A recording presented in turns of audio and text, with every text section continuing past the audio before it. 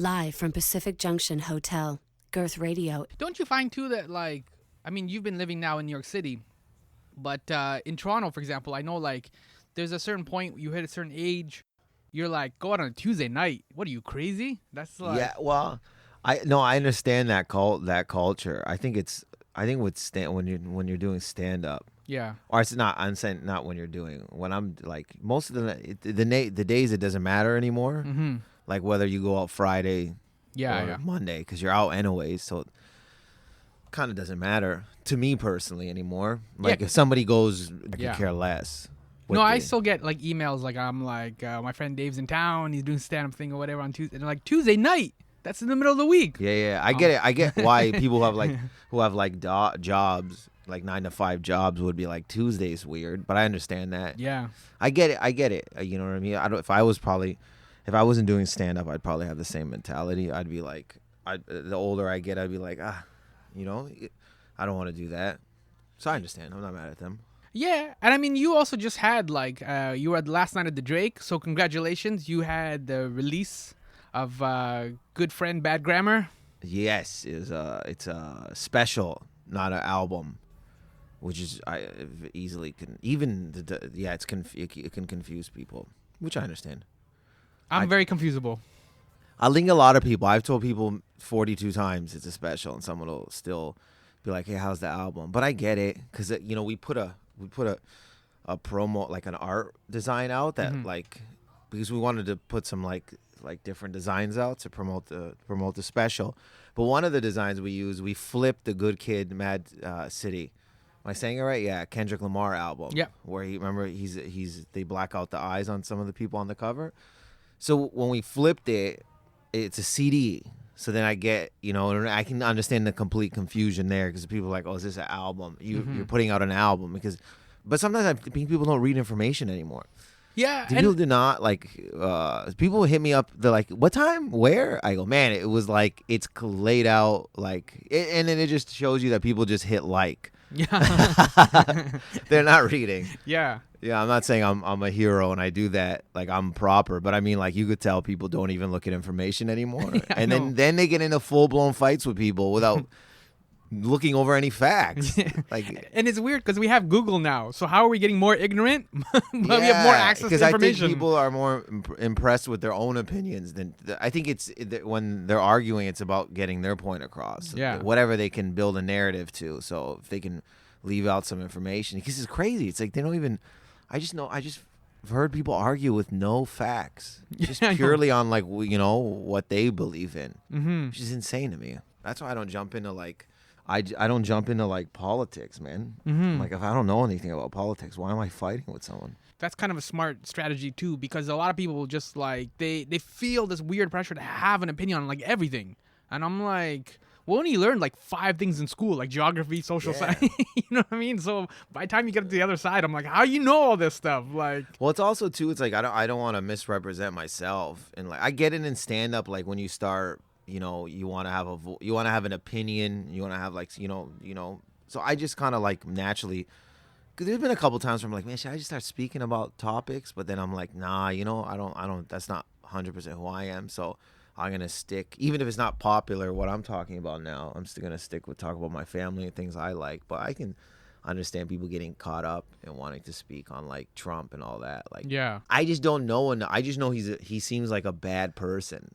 But there's no other information. Like there's no other, because I'm not researching it, so I don't know what I would just say he's a bad person. Well, I also find that Trump's kind of bad for comedy because he'll say something and it's like an outrageous lie, and then kind of a lot of comics will kind of do the same joke or the same kind of take on it. Yeah, so it just got exhausting. It's not like it's not fun. No, like it's kind of like weird. Under Bush and Obama, there was enough like things to pick at or make fun of or whatever that comics and Daily Show and those kind of shows as well, they could kind of have some fun, and then the guy was kind of interesting or that's kind of funny or whatever. It's kind of boring now in a sense that every late night or every show talks about him. It's just so much. It's like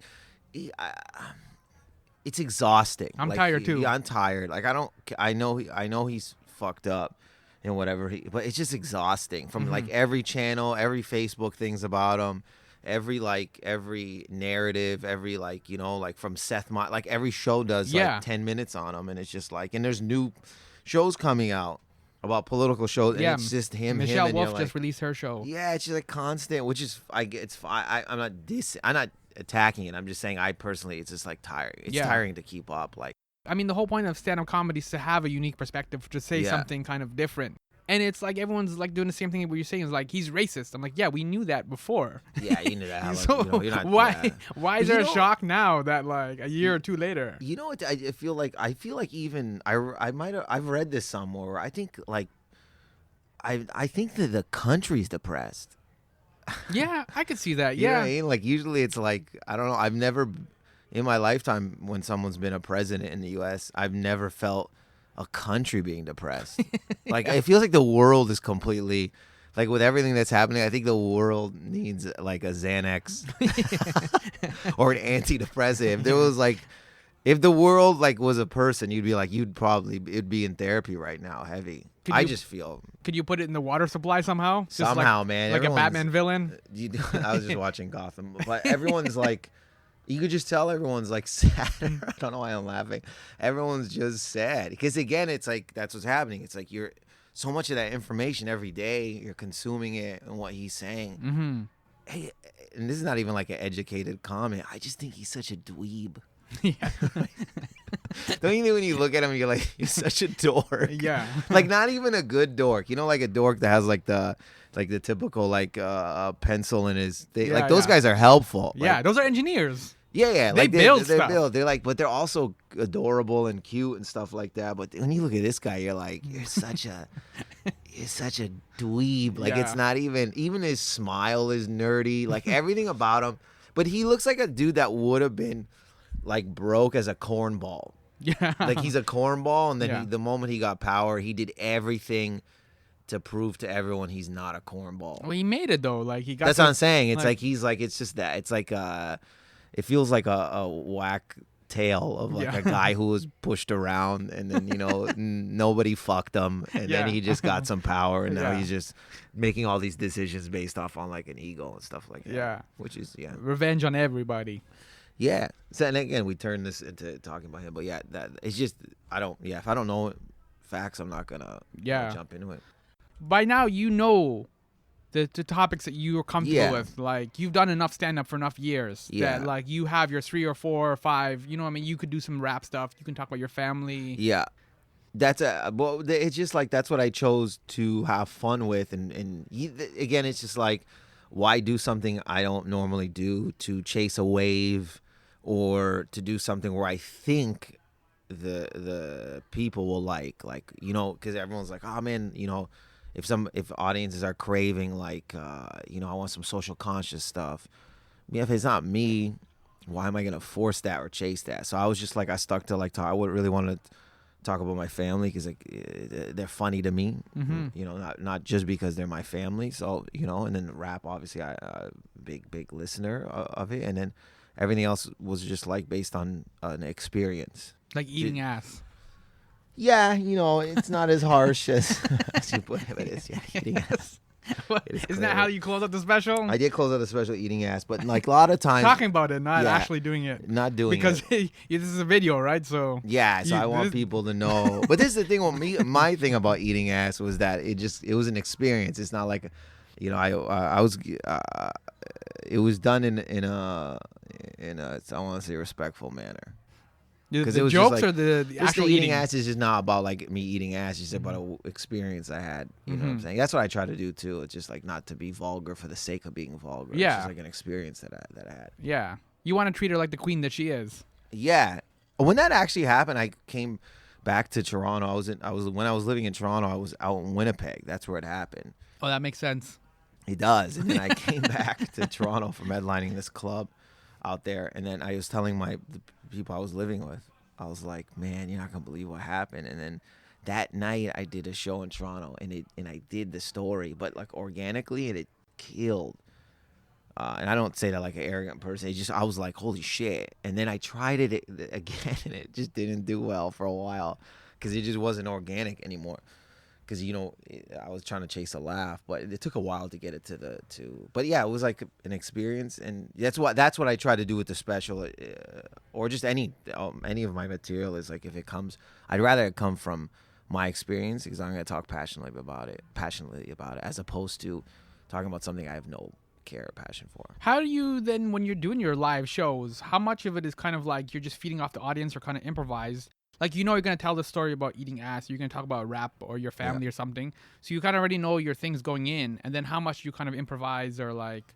I leave it like, well, if it's a special, it's like it's going to be a little bit more not as loose. But if it's just I'm doing a show, I welcome any kind of like I like spontaneous moments a lot. So I'll welcome it. So if something happens, I'm not going to just ignore it. I just welcome it and I'll play with it. I'm always been keen on that. I've always loved it even from when I started comedy.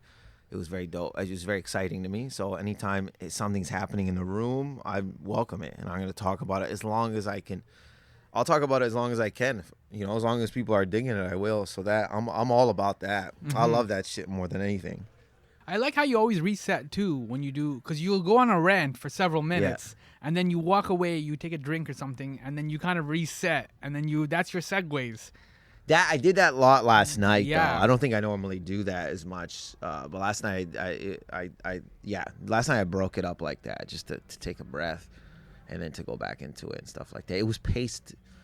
I'm learning. You know what I mean? Sometimes it's not paced good, and it's not paced how I want it to be. But last night I felt it was paced how I actually wanted it to be, so I was happy with it. You've been traveling too, and so. It's interesting you bring up pace, because does it change? You've been going to like China, I think, right? Australia. I did. I went to China, yeah. Australia? I went to Australia in 2000 and I want to say 17 and 14. Okay. I think, I did. I went to the Melbourne Comedy Festival, and then the other time I went to Sydney for 2 weeks and did the Comedy Store out there. Does it change then when you're going international like that, or like Nah, not really. Like China was, it was all like people who teach English. Predominantly the audiences were people who teach English, like people from North America that were there. So like the pacing didn't change at all, because But sometimes you might have to change the pace a bit if they're just off put a little bit by your style. And they might be like, "What the hell is happening?" But I found it like I didn't really have to change what I was doing. At all. Are you surprised that you're able to, like, by telling jokes, get out to places like Australia and China? Because you've come a long way. Yeah, shocked. So it's crazy. Even when I was in China this last year, I was like, I was telling another very funny comedian, Nathan McIntosh, friend of mine. I was just like, the whole time I was like, man, China? Like, it's just like every day I'd be like walking around. I go, holy shit, man! I didn't think stand up would bring me here. So it was cool as fuck. That's the best way I could put it. Does it make you hungrier? Yeah, because I want to go more places. I want to perform in the Middle East. I want to go back to those places. So it's gonna constantly. I don't feel satisfied at all by any means. Yeah, I still don't. You haven't performed in the Middle East yet, have you? At all? No, man. And I was supposed to go in September, but whereabouts in the? We were trying Dubai? to go to Lebanon. Oh, okay. I was trying to go to Lebanon. Back to the home. I've never been. Yeah. So it's like I just opened for he's famous in the Middle East, and he's like got a following across North America. Nimmer, you can like he's on Instagram. He's got specials out. So I opened for him in New York. He was at the Gramercy. Yeah, he's Lebanese twice. So he did 2 shows. I opened for him, and he was telling me how dope Lebanon is. He's like, great. He's like, you got to get out there. He's like, it's hip. It's like they're open to shit. So yeah, I'm excited to go and do this. He said it's popping over there, which I didn't think not. But he was just like, sometimes people assume it's not. They might be a little bit reserved, because they're not reserved. They're about it. So yeah, I know it's a little bit further away in terms of real estate, but like Dubai as well, they bring in a lot of comics. I know Russell Peters, a few other people have kind of gone down there and like done a really good job, and like the audience loves them and stuff like There's that. There's like a Beirut comedy club or something like that. It's on. They follow me on Instagram. Oh, okay. Yeah, so it's you've hilarious. made it now. They don't reach out to me. That's the best, when festivals follow you and then they never ask you to come. They just promote other people. I always found that fucked up. Yeah. I was like, even if I find that like it's insane to start. I get you're trying to get followers, but to follow a comedian and then never book him at your festival is you're crazy. Just stop doing that. Just follow them when you want to book them. Don't do that. And in terms of this special, you did it yourself. You chose to do it yourself, right? Well, not fully. Like Macau Studios, the Millen, and then Morgan, who represents me. I had the idea. Like I came to Morgan. I go, dude, I was gonna do it smaller. I was gonna do it at the Ossington. It's like 40 people. I was like watching Zach Galifianakis's is it Purple Onion? Yeah. It was beautiful. It was like, and I liked the way it was intimate. Yeah. And I liked the way he was like doing whatever he wanted. And that's where. And then I was just tired of like submitting to comedy channels. Not tired, but I was just like, man, every time I submit, it doesn't really show me because you have to stick to such a script, which is fine. But like, I just wasn't showing me. It wasn't showing what I do and what people like about me. So I just had this idea. I was like, why don't I film something myself? Brought it to Morgan. It's my agent, and then he told me, like Millen, who used to do the comedy, now is here in Canada, and then we all linked up, and then we set it up. So we set it up at the Drake. We 2 years ago we did 2 shows, an 8 and a 10 at the Drake Underground, filmed them, and then it took us 2 years, and then we were trying to sell it because we got all the requirements you need to get on Netflix. So it looks crisp as shit. It's like if you get it, you should get it and watch it. It's professional as fuck. So we tried to sell it to Netflix and Bell Media, and they passed on it. Both passed on us, and then we decided to put it out on our own, which we were always gonna. We were gonna do. It was coming out anyways, but we wanted, as they say, shoot our shot with both those places. Yeah. And they passed, and now it's out. Now why would Bell pass on it? I mean, like, I don't know, you're Canadian. You're like, you know what I mean, and they need the content. Well, they had doing their Crave specials, but they said. I forgot what they said. My agent told me, but it's just business, man. I wasn't pissed. I wasn't angry. I wasn't depressed. It is what it is, man. Whatever reason they have, even if they told us, I know that, like, even if they're not telling us the real reason, it doesn't matter. It's just it didn't happen. They didn't pick it up, and we just kept it moving. My whole goal was how if it's successful or not, I don't care. Not in a sense like I want it to be successful. But part of it was like, look, we did something. We didn't sit back and complain. We didn't get negative. We didn't get bitter. We didn't bitch about Netflix or Crave not putting up like this or that or Canadian specials. We went, shot it, and put it out on our own. Like we there's nothing you can say. It's just we tried our best, and we're trying. And that's what the whole thing I wanted to take away from this. That almost seems like your hip hop influence. That kind of hustle and trying to get it out there. Yeah. But it's also like, what are you going to do, man? It's just like I can sit here and start bad-mouthing them, but like, what's the point? It's not good energy. I was like, what could be good energy? Good energy is like, and I'm not talking like I'm some yoga guy. Like I've been sitting somewhere drinking weird teas, which is nothing wrong with that, but it's just like, that's it. It's like, how do we keep it positive, and how do we keep, being creative? And we were just like, let's just do it. In terms of keeping it positive and keeping creative, like, I just want to circle back to what we were talking about before, not necessarily with Trump, but yeah. Is it harder now? Like, are people more offended by some stand-up, or like... Yeah, they probably were back in the day. I think it's a little bit more now, but like, what are you going to do? I'm not really an offensive guy, like a extremely offensive person, so I don't really run into that type of stuff. Even on the internet, man, if somebody like says something to me now, I just I delete them, block them. But if I'll go right in their inbox. I go, yo, what up? Yeah.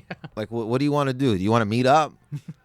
We lions. We lions. But it's like I'm not an aggressive person or a fighter. I can't fight. I'm just like, hey, if you're about this smoke, like if you're commenting on my shit, then let's meet up. Mm-hmm. But you're not.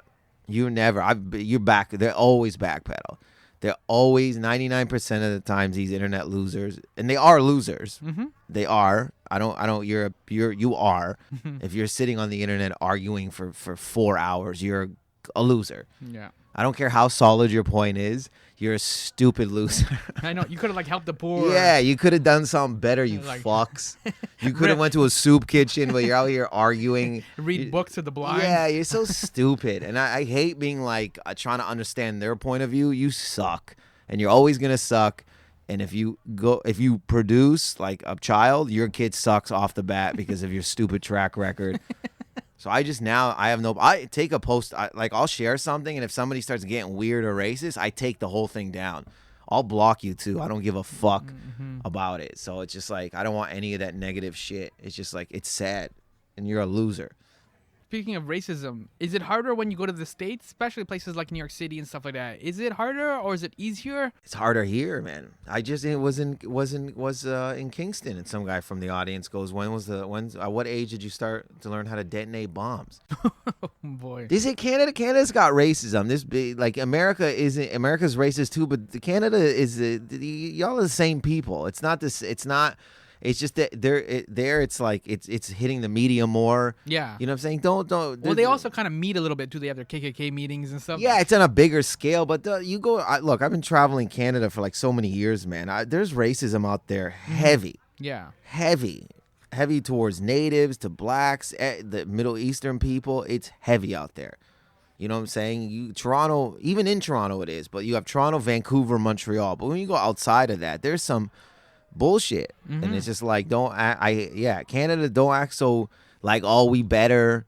We're not like that. You know, man. We are like that. You're the same shit as them. You're the same shit. So it's just like they both those. So I don't find it that I went there. It's more it probably is a little bit more racist, but there was racism here, being Middle Eastern, 100%. It's kind of like we were saying before with the Trump thing, where like people are like still shocked that he's racist. It's weird that, like you said, people are finding out now that Canada is racist or Canada has racists. I'm like, there's 30 million people, 32 million people. Just the numbers alone, somebody gonna be racist. Dude, I would go to these small towns, and it was always a Trump guy, man. Not maybe as rich as Trump or more famous. Same guy, business guy, pulls you over, tells you you're funny. And he's like, what's your background? And then you tell him you're Middle Eastern. He goes, I like you, though. Little hint of racism there. And then always... You can count, like you can see it from a mile away. Hey man, you want to hear a joke? And the joke is racist towards natives. Always. Yeah. So it's just like there's no shock. These animals were around. It's just that now he's out there popping off. They're like, yo, it's on the forefront, so we don't feel any fear on any type of shit. We want to bring it to, right? I got me and my boys. You know what I mean? And when Bush was around, when he was saying weird shit, it just wasn't as blatant. It wasn't like that. It wasn't. So they even if I felt they didn't have the confidence to just blatantly come out and go, you Arab. Now there's just people just shooting off because that guy is being like, yeah, I'm doing it. I'm saying it. What's up? Why make the move then to the States, or why spend more time in like LA and New York City, for example? I always wanted to go, I think, as a kid. Not as a kid. When I was 14, man, I always had the idea of going to the States because for some odd reason, because it's a bigger market there. So I always had that idea to go there. So it's like almost like I programmed myself. Was it You know also? what I'm saying? Yeah, but I also think too, like being in Windsor, you get a little bit more closer with Detroit and America there. I did, yeah. Right? I'm sure you spent a lot more time in Detroit. I was going to go right to America. I was going to go right to New York. I wasn't going to come to Toronto. Jason Rouse is a very funny comedian. He's the one He's that awesome. He told me to come to Toronto. I was going to just go to New York illegally from Windsor because I was like, why am I going to stay in Canada? Because why? But I'm thankful I didn't. I came to Toronto, worked on my craft, got better. And look, man, I eventually want to come back here and live here. Hands down. Why am I there? It does sound hypocritical. Sometimes I know I'll come off hypocritical because I'll be like, we have to start believing in ourselves as a country and a talent. And then I live in America. So then what's my point's not valid, because if I did believe in that, I should be back here. But I personally always wanted to try it there. But we've seen that with your boy Drake, for example. He blew up in Houston. Not my boy, but he's from here, yeah. Yes. What he blew up in Houston, right? Like he had. I mean, sometimes it's the kind of the way it goes. Well, music is like, you can do now music from here. Like you don't even have, like, you know what I mean? There's like guys like Jazz Cartier, Daniel Caesar. They're like here. They don't have to work. They don't have to go anywhere. They just put their music out and they can just tour and come live here. You could do that you could do that with stand-up. There are stand-up comics that make a great living here and they don't have to leave. But it's just like the industry's like is more there, if we're gonna be honest, in New York or even LA. So that's why people move. Because they know the industry is there. It's just bigger than ours because I don't know where the structure is. So I get that. With music, I think it's a bit different. But also, yeah, Drake did. But also Drake had Lil Wayne. I don't really know. But you know what I mean? Nothing beats a cosign by Lil Wayne at that time. He was like on top of the world. So then, you know what I'm saying? Then we're all going to be like, yo, especially in Canada, we're going to be like, yo, Lil Wayne's fucking with you. It's easier and stuff like that. Picking up on the thread of like Canadian talent, you had a killer lineup last night for your special. Of course, all fire. Yeah, tons of fire. You want to drop a couple of the names or a few of the names of like? Chris Robinson. He's awesome. I've seen him a couple of times. times. Super awesome guy. He's been a Just for Laughs. He won the XM. What is it, like $25,000 competition 2 years ago? I think last year was Gavin Matz, another super funny guy from Vancouver. Look him up. They're all on Facebook. So put their names and even Instagram, and then look them up on YouTube. Follow them. There's Patrick Akeem, super funny dude from Montreal who lives in Toronto now. Jen Sacato, super funny. You have Ali Hassan, and his list goes. He's been around for a while too. Yeah, he's an OG host. Not even actually, to be honest with you, he's been doing way lesser than a lot of us. He hosts LOL on CBC Radio, so that just puts out Canadian content of comedians. He fills in at Q. It's a big ass show on CBC. He's done a bunch of TV. He just filmed a movie, a Christmas movie that's gonna go on Netflix, like next year, I think. So he's doing his thing. He has a show called Muslim Interrupted. That's dope. I've seen it. It's super dope. It gives you that side that you don't normally see, and it breaks stereotypes. Check it out when it comes to it's toured all around Canada. Nick Reynoldson, super funny ass dude. I know Nick for a while. You know Nick for you know how it is, and you have Keith Pedro, who's been to Just for Laughs numerous times, all the Canadian festivals. That guy was awesome too last night. Kill. Yeah, man, super killer. And Marito Lopez opened up the show. He's been a bunch of commercials. He's in a cartoon now that airs in the States that Mark Little produced. Another funny guy. And he's doing great. And we had DJ Dopey. Dopey was amazing. Super amazing. Check him out. He's in the city. He's top DJ out here in Toronto. So, and look him up on Instagram. And he actually had the ones and twos and the records and like mixing live. Well, I didn't tell him. I just said, can you do that? Because I saw him do it years ago, like 10 years ago, at a comedian Gilson Lubin's show. He got him as a DJ because Dopey used to be the DJ on MTV Live. Oh, was he? That's how I met him. Okay, yeah. When I worked there later on. So I saw him do a mix like that, and I was like, yo, you gotta come, DJ. Speaking of MTV Live, I asked you if you were still hungry, and it's like, do you want to kind of do your own thing and kind of do like a Louis C.K. type of career where you're kind of making your own shows and your own product, and you kind of do it all kind of quote unquote in house, the way Louis does and the way you did with your special, or do you want to develop kind of connections and kind of do different things like Jimmy Fallon went into the Tonight Show and those kind of things? Like, how do you kind of see yourself? Like, what do you want to tackle next? I'd like to probably just be. I've always wanted to. My whole plan was just to do stand up, find my voice, and then get into TV and movies and stuff like that. So there's no there's no grand plan. No, there's a plan. Like I'm writing something like with me and Ali Hassan have been writing stuff that was in development twice. Once with CBC, another time with Viacom UK about a show. Originally it started out a show about me, and then me and him doing a show about together. So yeah, that was always been a goal. And then acting stuff, like, you know what I'm saying? Mr. D. Yeah, and then like just other stuff, just audition but eventually just, write and be in my own TV show is what we're working for, and that's what we've been doing since like 2013, myself and Ali. And I'll write with other people, create scripts and create ideas. That's a constant thing, and then do stand up. But yeah, those are the two things. Just keep doing stand up and then get my own TV show. Do you write for your stand up as well too, or you? It's like written down, and it's like notes. I'll put notes down. So it's like in my phone, obviously, I'll put a bunch of notes and stuff, and then run it in my head. And then when I go on stage, I run it up there, and I just keep running it. Is it all bad grammar? Yeah. It's funny because like that wasn't even. When I was in LA, John Shaw was another funny comedian. Look him up too. His wife Kelly. We're all in the car. I don't know where we were going, and I said something. I messed up the grammar, and she laughed. Everyone laughed, and she goes, "Oh, don't worry, Dave. You have bad grammar, but you're a good friend." Oh, that's where it came from. Kelly made it up. I didn't, and then I was like, "Oh man, that's dope." I was like, "Can I use that because at the time I think I was gonna put something that was called Family Affair, and then when I heard she said that, I go, no, that's perfect. So then I just took it. So that's where it came from. And on top of it, my grammar is awful. Mm-hmm. My texting is awful. So then it just all worked out. You have this rich community of comedians. Can you still develop source material just hanging out with comics like this all the time, or do you need to hang out with like quote unquote like regular people? No, you can hang out it's always good to hang out with comics because it's like it's sharp and the riffs and they can tag your stuff and then you can go into these worlds and riffs that's gonna open up stuff. But you can also from like hang out with normal ass people or just even walking around. So it's like, that everything you can use to your benefit if you open your eyes and are looking for that and welcome that. So you can gain any kind of material from everything.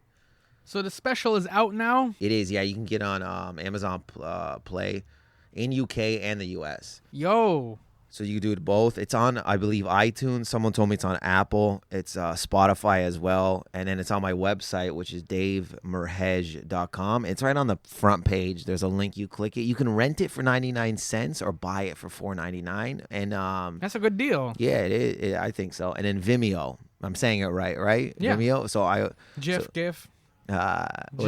Which one is it, right? GIF? Yeah, I don't know. I always say it wrong. Vimeo. It's on Vimeo now, so get it. It came out yesterday, which is May 29th.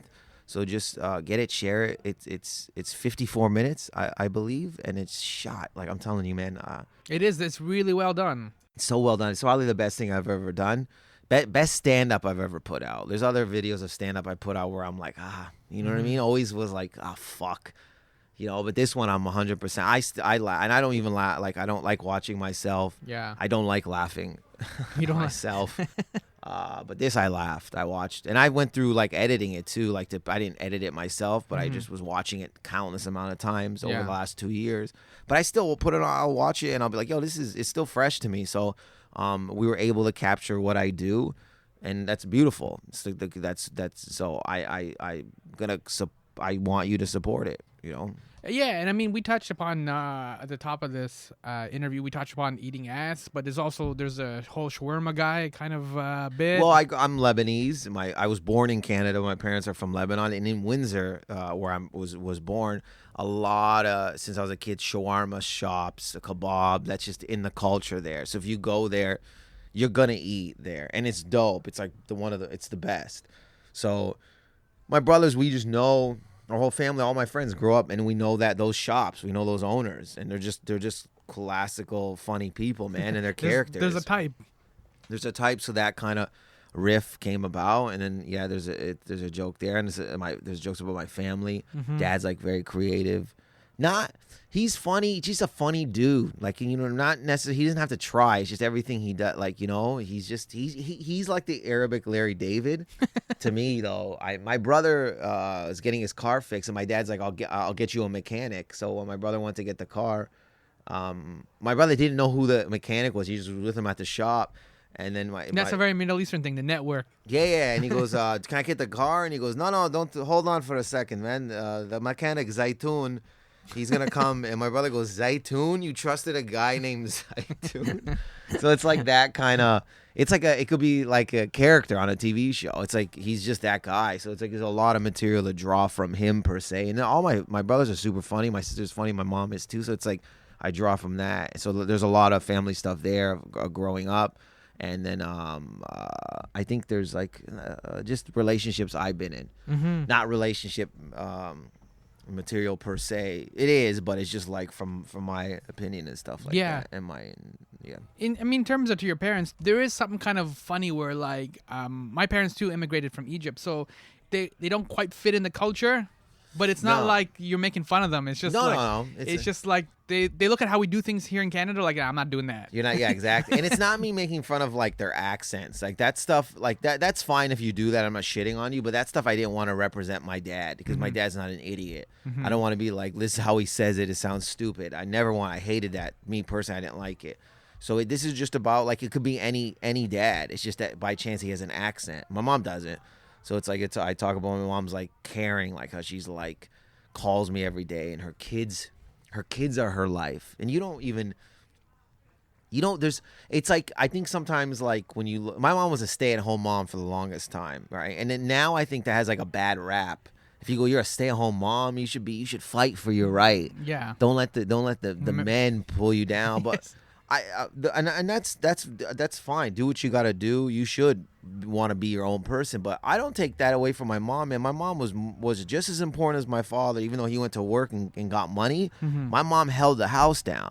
So I don't like when that talk is negative towards a housewife. Yeah. Because they are holding it down and they are taking care of the kids and it's not, I don't think it should be had this negative thing towards it, but I get it. It just sounds like she's just sitting around just watching Jerry No, Springer. and it wasn't. Right? And No, it was like just- those moms are like, those are tough broads, man. They handle their They business. handle it. So my mom raised us, man. My dad wasn't like, my dad was out working. She left us with him once, man. He fell apart. I remember he brought a potato into the kitchen. We were hungry, and he put a raw potato on the table, and he goes, yeah. And we're like, what? He goes, yeah, let's go. I'm like, that's not, this guy for sure is not doing, she's gone. She's coming on Monday. Yeah. He brought out the raw potato on Friday. It's going to be a long weekend. Yeah.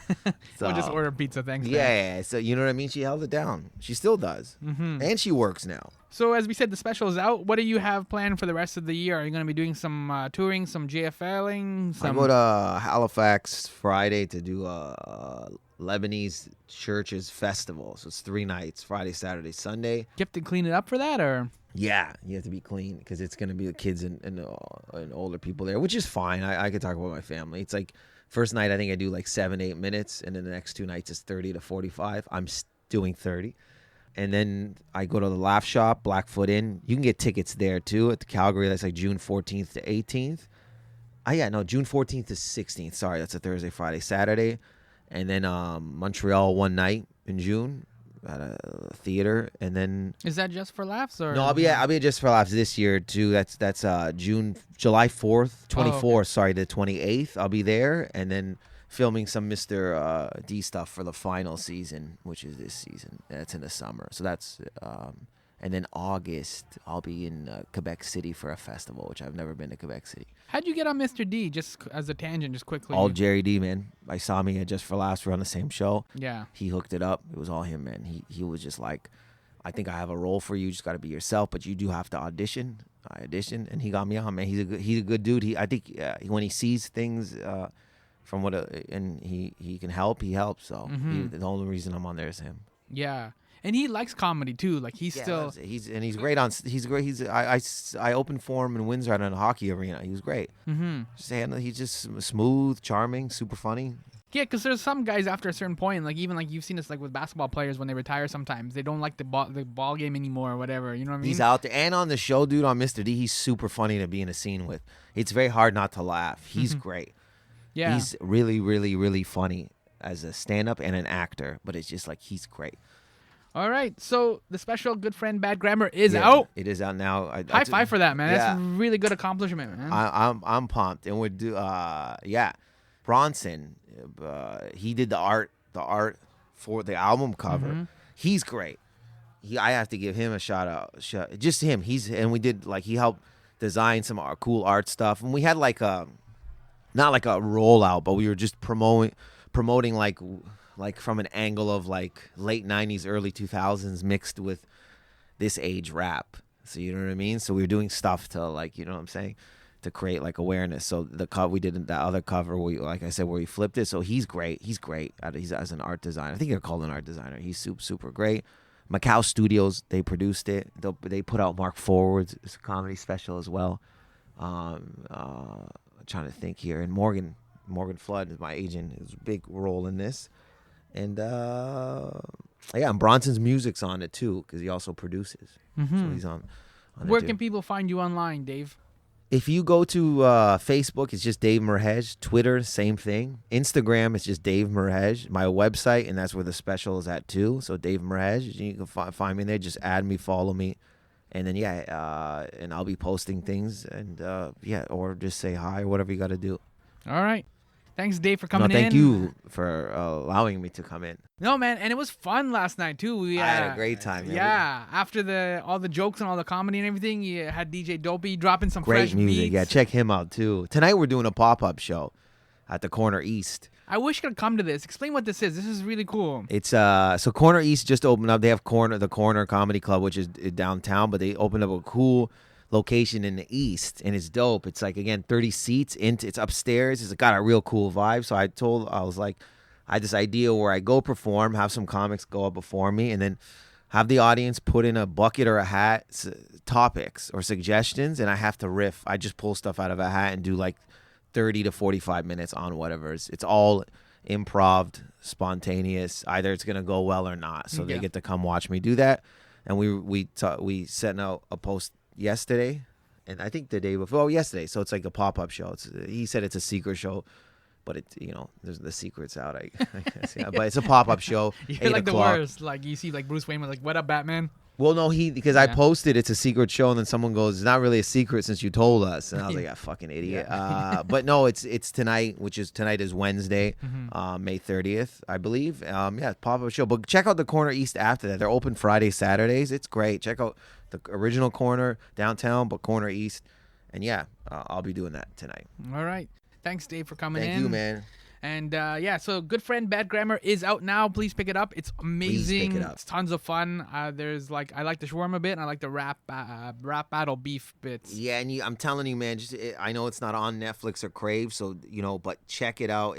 I believe it's just as good or even better from the stuff that's out there.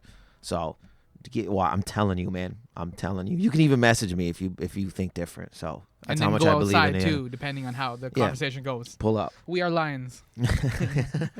Thanks, Dave.